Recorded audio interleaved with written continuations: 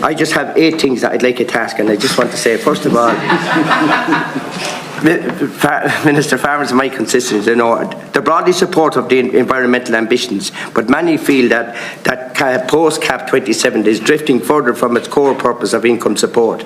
Can you outline what concrete guarantees Ireland is seeking to ensure that the next CAP actually stabilises farm incomes, particularly for the suckler, the sheep and the small mixed farm, rather than layering additional obligations on the already marginal enterprises? That's my first question. The second one is convergence and the squeezed middle.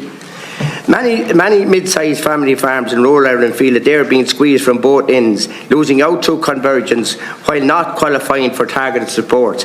In Ireland, actively pushing back on EU level against further convergence post the 2027. And what is your red line in protecting the viability of these farms? My third question, on the environmental schemes, voluntary or the de facto mandatory, whichever you want to. While eco schemes and environmental measures are described as voluntary, farmers increasingly feel that they are becoming de facto mandatory to access a livable payment out of them. Will you commit that CAP post 27 will not penalise farmers who cannot participate in certain schemes due to the land type, stocking rates or their location, particularly in marginal and hill areas? And the next question is on generation renewal versus reality. Minister, generation renewal is repeatedly cited as a priority, but young farmers tell me that CAP, complexity, planning restrictions and land mobility are actively discouraging them. What meaningful changes in Ireland proposing in the post-2027 CAP to move beyond slogans and actually make farming a viable career choice for young people in rural constituencies like mine in County Laois? The fifth one, national flexibility and the trust to farmers. There is growing frustration among farmers about inspections, penalties and administrative burden. In CAP post 27, negotiations in Ireland pushing for greater national flexibility and a move to a more trusted-based approach to compliance. Or are we accepting a system that risks driving people out of farming altogether? My next question, Manager or Minister, as you know, dear to my heart, for those people that are representing County Laois, even though I wouldn't know how to plough a sod. But tillage focused versus quality viability, one size CAP fits all.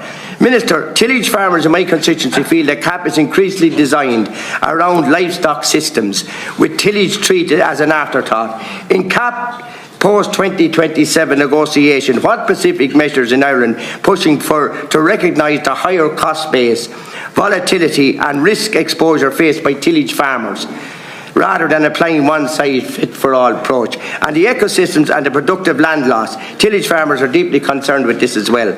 Number 7, the income volatility and market risk. Unlike other sectors, tillage farmers are exposed to global commodity markets, input price shocks and weather risk. The next one is the rotational rules, flexibility and the reality on the ground, Minister. Minister, current CAP rules on crop rotation and diversification often fail to affect the soil type and weather conditions and market demand. In shaping the post-2027, will Ireland seek a greater practical flexibility for tillage farmers?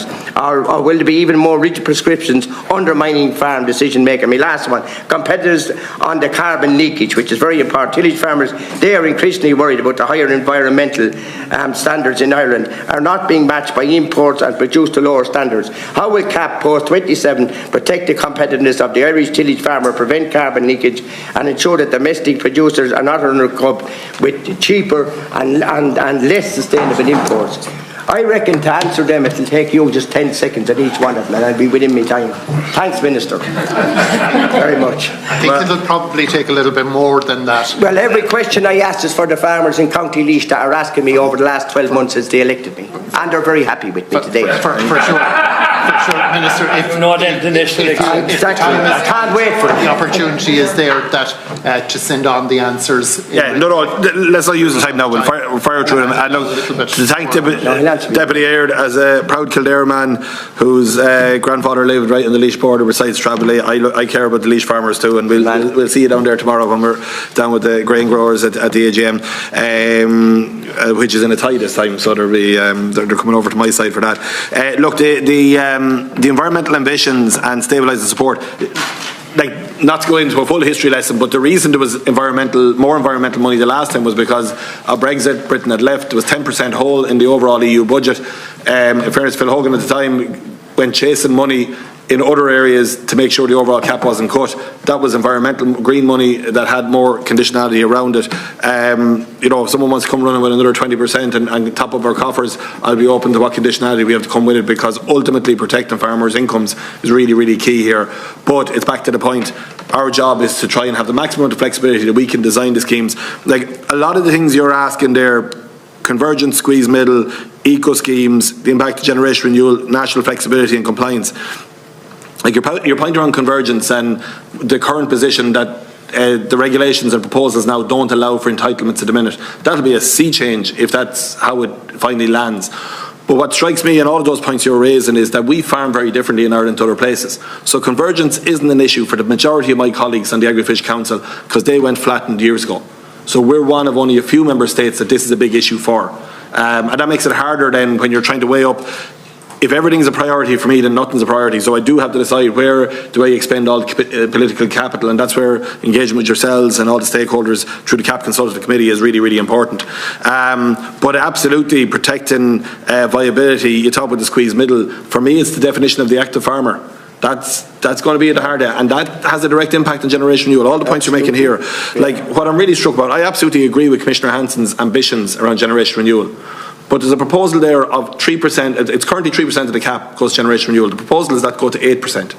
And as I made a point previously, 8%, a 5% increase towards generation renewal in the context of a bigger pot would be a challenge. To go from 3% to 8% of a reduced pot, that money doesn't come from nowhere. That comes off something else. That's a really big challenge.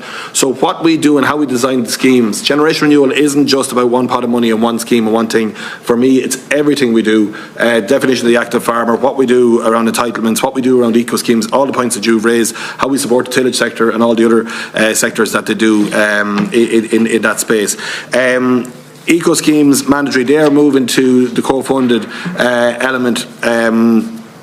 And can be annual, and there'll be more flexibility in those spaces. But like eco schemes have been really positive here. 330 million, I think it is, paid out to farmers in eco schemes. I made the point, Germany were really convoluted as an example in how they designed them, and all farmers couldn't access them. And there was single farm payment money that farmers couldn't get at. We didn't do that. We designed it with space for nature that farmers could get it, and that's really, really important. In terms of tillage, to move on to the next speaker. And what about the young farmers? You're always on about them. We should have an opportunity for seconds. But my last question, I'd like to ask you about the convergence and the squeeze middle, and we're talking about the family farm, size farm. That has to be worked out yet. Everyone has a different version on that. But can I just ask you, what's the red line issue with you going forward, with the department going forward on protecting family farms in this country? Oh, well, look, ultimately, the red line issue is to get the maximum amount of money into the cap. And it sounds like a general answer, but it's absolutely critical. The best way we can support our farm families, the average size farm, the key targeted farms that the farms that you worry about their viability, should there be a 20% cut in the budget. At the heart of that, it's all about the money. It's all about the pot of money. There's a range of detail here around how we slice it, dice it, administer it, what complexity there is on it. So the number one thing is the amount of money, and the second thing is then how much flexibility to make our own decision on the regulations. Like, that's critical. So, if it's the right thing for this country for there not to be entitlements the next time, and we can manage to support the sectors that are impacted like that, I would much prefer to own that decision, as unpopular it might be with some people and not unpopular with others. I'd prefer to own that decision and be making it in the best interest of Ireland, not because it's a mandatory measure from Brussels that everybody has to do. So that's what I mean about the flexibility being really, really important. I'm not afraid of making hard decisions. I've proven that in my first year. I love to be able to do it after detailed consultation and with all the modelling that Deputy Cooney talked about, and making sure we have all the facts and figures to know what the outcomes of our decisions is. If we're making good decisions as a minister, as a government, as Europeans across the system, it does occasionally mean that a decision you make will benefit one cohort and disadvantage another.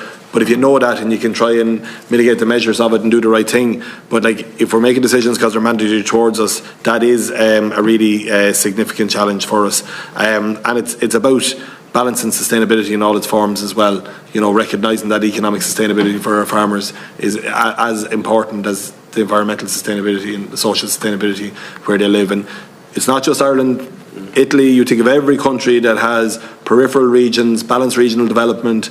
We have a movement of our populations to our cities. We need to sustain our rural communities, have them thriving and keep them going. And agriculture and the common agricultural policy is the best way we drive that money in to do that.